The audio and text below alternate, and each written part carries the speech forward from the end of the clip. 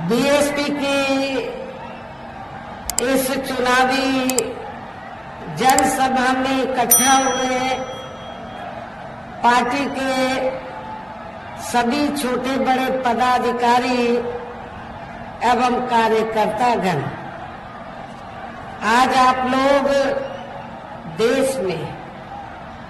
व यहाँ आपके उत्तर प्रदेश स्टेट में भी लोकसभा के लिए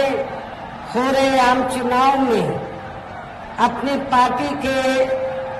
उम्मीदवारों के समर्थन में, यहाँ अपनी पार्टी के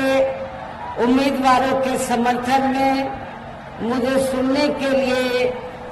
यहाँ इकट्ठा हुए हैं, तो उसके लिए मैं आप सभी लोगों का हार्दिक दिल से आभार प्रकट करती हूँ। वैसे आप लोगों को ये मालूम है कि हमारी पार्टी कांग्रेस, बीजेपी व अन्य किसी भी विरोधी पार्टी तथा गठबंधन आदि के साथ मिलकर नहीं, बल्कि अकेले ही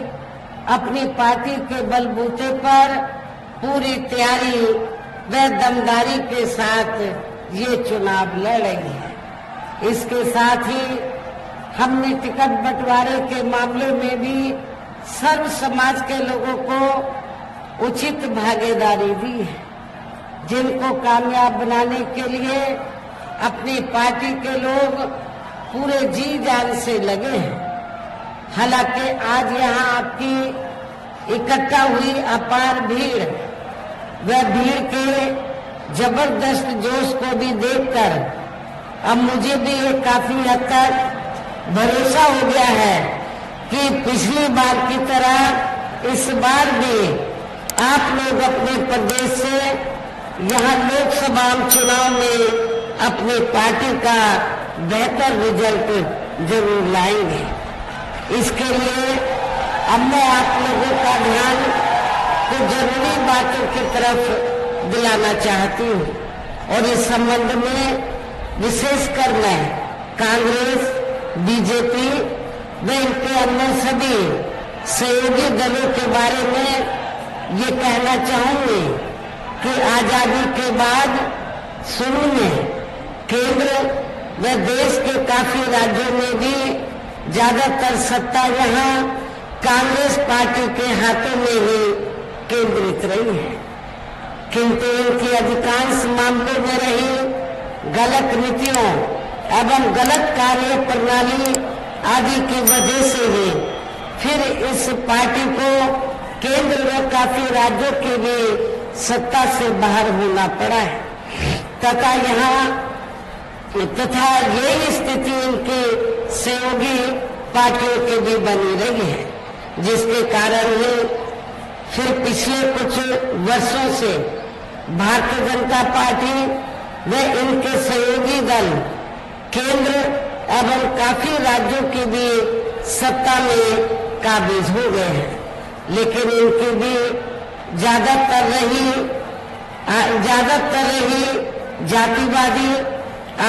जातिवादी, पूंजीवादी, संकीर्ण, सांप्रदायिक व द्वेषपूर्ण नीतियों एवं कार्य प्रणाली आदि से तथा इनकी कथनी व करनी में भी काफी अंतर होने की वजह से अब ऐसा लगता है कि इस बार ये भारतीय जनता पार्टी भी केंद्र की सत्ता में आसानी से वापस आने वाली नहीं है, बशर्ते यदि ये चुनाव इस बार फ्री एंड फेयर होता है तथा आम चर्चा के मुताबिक वोटिंग मशीनों में भी कोई गड़बड़ी आदि नहीं की जाती है, और वैसे भी इस बार चुनाव में इनकी कोई भी पुरानी एवं नई चल रही नाटकबाजी, जुमलेबाजी व गारंटी आदि काम में आने वाली नहीं है, क्योंकि अब देश की जनता काफी हद तक इस बात को समझ चुकी है कि इनकी पार्टी ने अब तक देश के विशेषकर गरीबों कमजोर तबकों, मध्यम वर्गीय एवं अन्य मेहनतकश लोगों को जो इन्हें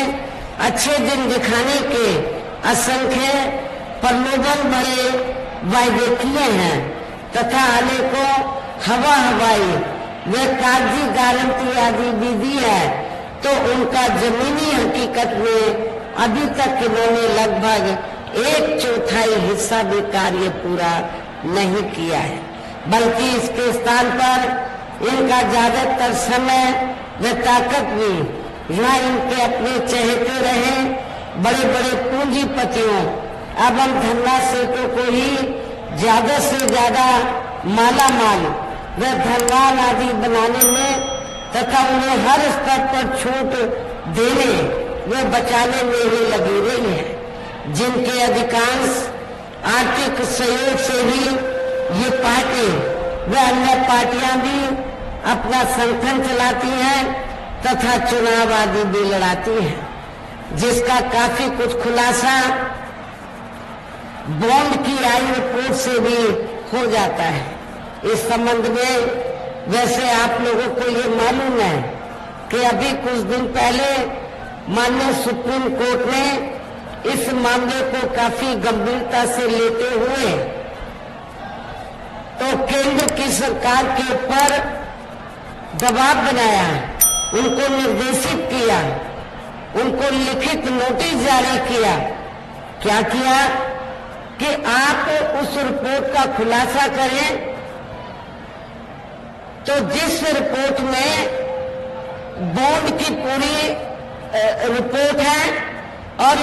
जिस रिपोर्ट में ये वर्णित है कि किस पार्टी ने कितना पैसा बॉन्ड के जरिए इस देश के बड़े बड़े पूंजीपतियों व धनना सेठों आदि से लिया। जब रिपोर्ट आई तो आपको ये जानकर आपको लगा होगा कि इस रिपोर्ट में बीएसपी तो किधर नहीं है। जब रिपोर्ट आई तो रिपोर्ट में कांग्रेस, बीजेपी व जो अन्य और विरोधी पार्टियां हैं, तो रिपोर्ट से ये खुलासा हुआ कि इन सभी विरोधी पार्टियों ने तो देश के बड़े बड़े पूंजीपतियों व धनना सेठों से बॉन्ड के जरिए अपनी पार्टी के संगठन को चलाने के लिए, चुनाव आदि लड़ाने के लिए करोड़ों व अरबों रुपया लिया है, करोड़ों व अरबों रुपया लिया है, और जिसको इन्होंने बहुत छिपा कर रखा था। लेकिन माननीय सुप्रीम कोर्ट ने उस रिपोर्ट का खुलासा करने के बाद तो फिर ये लोग एक्सपोज हो गए। लेकिन उस रिपोर्ट में कहीं ये वर्णित नहीं था कि बहुजन समाज पार्टी ने किसी भी पूंजीपति या धनना सेठ से एक भी रुपया अपनी पार्टी के संगठन को चलाने के लिए या चुनाव आदि लड़ाने के लिए लिया है। इससे ये स्पष्ट है कि हमारी पार्टी पूरे देश में अपनी पार्टी के संगठन को चलाने के लिए व चुनाव आदि लड़ाने के लिए इस देश के बड़े बड़े पूंजीपतियों व धनना सेठों से पैसा नहीं लेती है, बल्कि अपने कार्यकर्ताओं के जरिए मेंबरशिप द्वारा, अपने कार्यकर्ताओं के जरिए मेंबरशिप द्वारा वे मेरे जन्मदिन के मौके पर भी थोड़ा थोड़ा धन इकट्ठा करके और चुनाव के मौके पर भी अपने कार्यकर्ताओं से ही थोड़ा थोड़ा धन इकट्ठा करके तो हमारी पार्टी चुनाव लड़ाती है, संगठन आदि को चलाती है। इसलिए आप लोगों को जब भी कोई ये जिम्मेवारी दी जाती है तो आप लोग खुशी खुशी से इस जिम्मेवारी को निभाते हैं। मुझे इसके लिए आप लोगों के ऊपर बहुत ज्यादा गर्व है। और जब ये रिपोर्ट आई होगी तो आप लोगों ने सीना तान के कहा होगा, देखो हमारी बहन जी ने किसी भी बड़े पूंजीपति और धनना सेठ से अपनी पार्टी के संगठन को चलाने के लिए या चुनाव आदि लड़ाने के लिए पैसा नहीं लिया है। जबकि इसमें सारी पार्टियां एक्सपोज हो गई थी, ये भी आप लोगों को मालूम है। इसके साथ ही अब ऐसा लगता है इसके साथ साथ मैं ये भी कहना चाहूंगी कि अब ऐसा लगता है कि कांग्रेस पार्टी की तरह ही बीजेपी ने भी केंद्र की तमाम सरकारी जांच एजेंसियों का ज्यादातर राजनीतिकरण ही कर दिया है। इसके अलावा देश के किसान वर्ग भी वर्तमान बीजेपी की सरकार में शुरू से ही अपनी विभिन्न समस्याओं को लेकर काफी ज्यादा दुखी व परेशान रहे हैं और अभी भी हैं। जबकि यूपी में 4 बार हमारी पार्टी की रही सरकार ने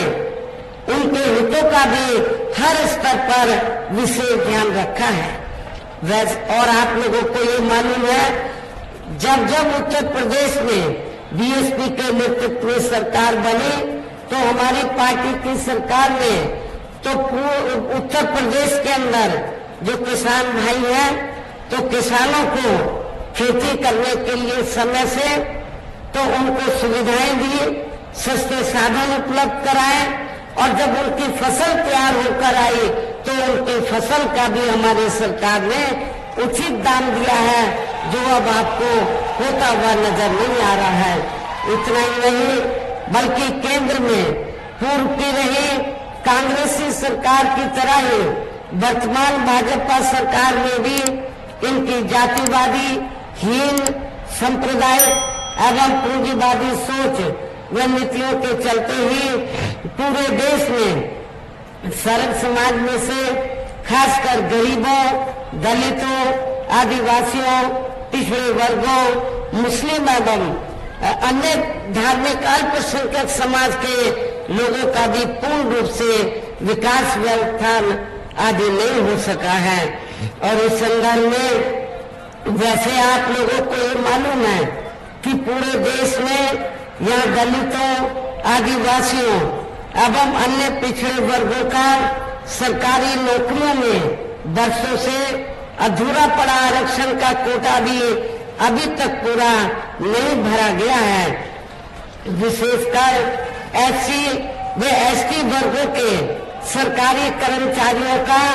पदोन्नति में आरक्षण भी अब काफी हद तक प्रभावहीन ही बना दिया गया है। और खासकर सपा सरकार के दौरान तो ये व्यवस्था ही बिल्कुल जड़ से खत्म कर दी गई थी, तो जिसकी जितनी भी आलोचना की जाए समाजवादी पार्टी की सरकार की उतनी ही कम है। साथ ही केंद्र व राज्यों में भी विरोधी पार्टियों की रही सरकारों में इन सभी वर्गों को प्राइवेट सेक्टर में आरक्षण दिए जाने की व्यवस्था किए बिना ही इनकी सरकारों के ज्यादातर सरकारी कार्य अब प्राइवेट सेक्टर के जरिए ही इनके बड़े बड़े पूंजीपतियों व धरना सेठों आदि को ही दिए जाने के कारण अब इनको पूरे देश में आरक्षण का बहुत कम ही लाभ मिल पा रहा है। इसी प्रकार इनका अन्य और मामलों में भी शोषण व उत्पीड़न आदि होना अभी तक भी बंद नहीं हुआ है। इनके साथ साथ मुस्लिम व अन्य धार्मिक अल्पसंख्यक समाज के लोगों की भी हालत हर स्तर पर यह काफी ज्यादा खराब व दयनीय ही बनी हुई है, जिसका काफी कुछ खुलासा सच्चर कमेटी की रिपोर्ट में भी किया गया है। इतना ही नहीं बल्कि पिछले कुछ वर्षों से केंद्र व अधिकांश राज्यों में भी बीजेपी व आरएसएस की सरकारों के चलते हुए अब इनका विकास एवं उत्थान आदि होना भी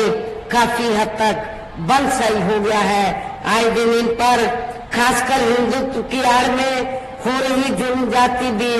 यह काफी ज्यादा चरम सीमा पर पहुंच चुकी है। इनके साथ साथ अपर कास्ट समाज में से विशेषकर गरीब लोगों की भी हालत हमें कोई खास अच्छी नजर नहीं आती है। और जहां मैं ये भी कहना चाहती हूँ, जब भी यहाँ उत्तर प्रदेश में समाजवादी पार्टी सत्ता में रही है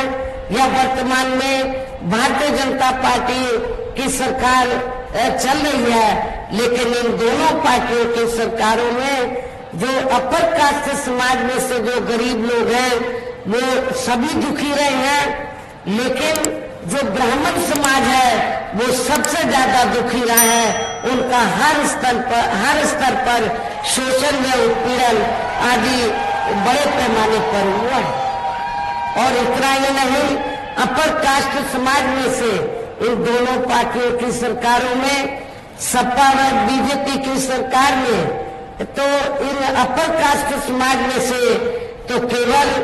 जो सामंती लोग हैं वो ही खुशी रहे हैं। और सामंतवादियों ने बड़े पैमाने पर, चाहे तो कमजोर तबके के लोग हैं या अपर कास्ट में से गरीब लोग हैं, उनका बड़े पैमाने पर शोषण व उत्पीड़न आदि किया है। आपके प्रतापगढ़ जिले में तो स्थिति बड़ी ज्यादा खराब है, अभी भी बहुत ज्यादा खराब है। इनके गलत कृषि नीतियों के कारण किसान वर्ग भी आए दिन आंदोलित ही रहता है। साथ ही इनके गलत आर्थिक नीतियों की वजह से देश की अर्थव्यवस्था पर भी इसका काफी बुरा प्रभाव पड़ा है, जिससे यहाँ विशेषकर छोटे एवं मध्यम वर्गीय व्यापारी वर्ग भी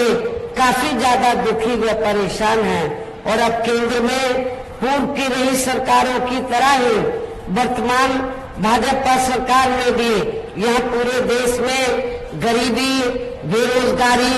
एवं महंगाई आदि भी लगातार काफी ज्यादा बढ़ रही है। देश में हर स्तर पर फैला भ्रष्टाचार भी अभी तक खत्म नहीं हुआ है। ऐसे में अब आप लोगों को देश में हो रहे लोकसभा चुनाव में कांग्रेस, बीजेपी व इनकी सहयोगी पार्टियों को भी केंद्र की सत्ता में आने से जरूर रोकना है, जिनकी गलत नीतियों व गलत कार्य प्रणाली आदि को आप लोग काफी हद तक आजमा दे चुके हैं। ऐसी स्थिति में अब ये विरोधी पार्टियां इस चुनाव में भी किस्म किस्म के साम, दाम, दंड, भेद आदि अनेकों हथकंडे इस्तेमाल करके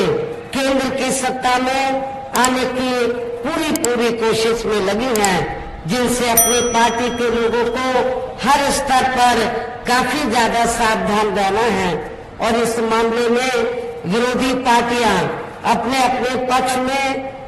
हवा बनाने के लिए खासकर मीडिया, ओपिनियन पोल व सर्वे आदि का जो बड़े पैमाने पर इस्तेमाल कर रही है, तो उनसे भी अपनी पार्टी के लोगों को बिल्कुल भी गुमराह नहीं होना है। इसके साथ ही विरोधी पार्टियों के विभिन्न रूपों में जारी किए गए इनके हवाई व प्रलोभन भरे चुनावी घोषणा पत्रों एवं वायदेवादी के बहकावे में भी अपनी पार्टी के लोगों को कतई भी नहीं